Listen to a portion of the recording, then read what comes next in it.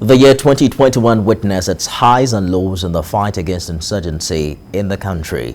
The coming on board of new service chiefs in January invigorated troops and ushered in an era that harps a new strategy. In this report, defense correspondent Since Insurgency takes a look at some of the events that shaped the fight against insurgency in the country. The crackdown on insurgents in Nigeria is entering its 13th year. An estimated 35,000 people have been killed since 2009 when Boko Haram launched its insurgency, seeking to overthrow the government and establish its brand of an Islamic State.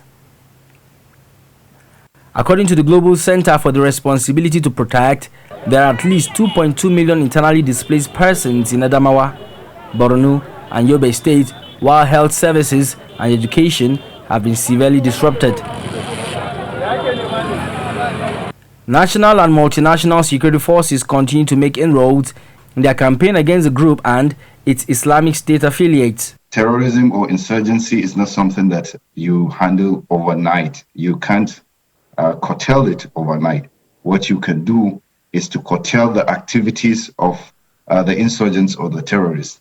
And that does not mean the absence of activities or the absence of successful attacks. What it means is that you are able to reduce the level or the number of attacks to a level more or below what you were coming from in terms of occurrence, in terms of fatalities, and so on. So the story is never the same. There has been a lot of improvement. There has been a lot of efforts put into the fight against insurgency and terrorism. But attacks by the insurgents have continued, deepening the humanitarian crisis in the region.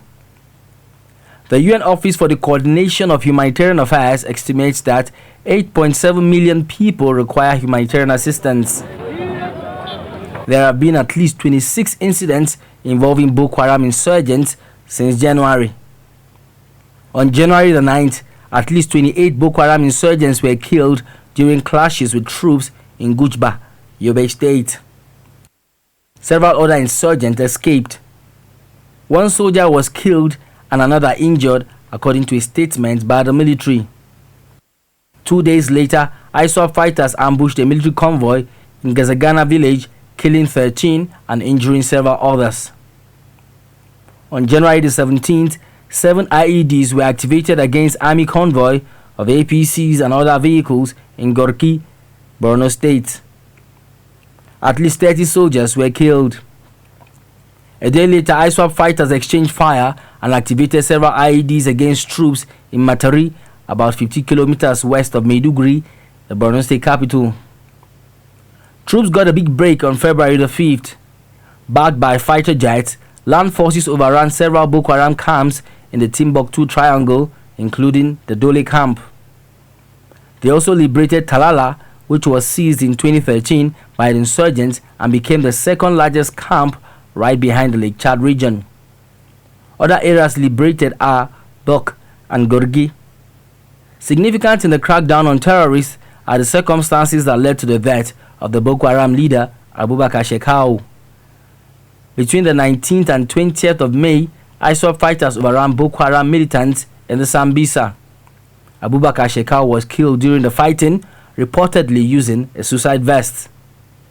For the Nigerian troops, the worst yet was the death of Brigadier General Zama Sikuzu and 3 other soldiers during an attack by ISWAP fighters in Askira. Research has shown that what has worked for the troops is better collaboration.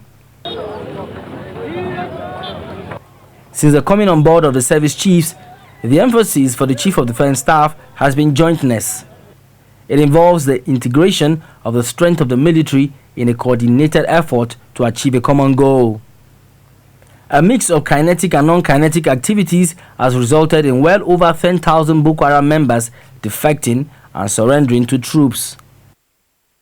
People have also questioned why are these insurgents surrendering at this particular... Honestly, I think over the past 10, 11, or even 12 years, we have tried a lot of things. And we can say that all of those things are wrong.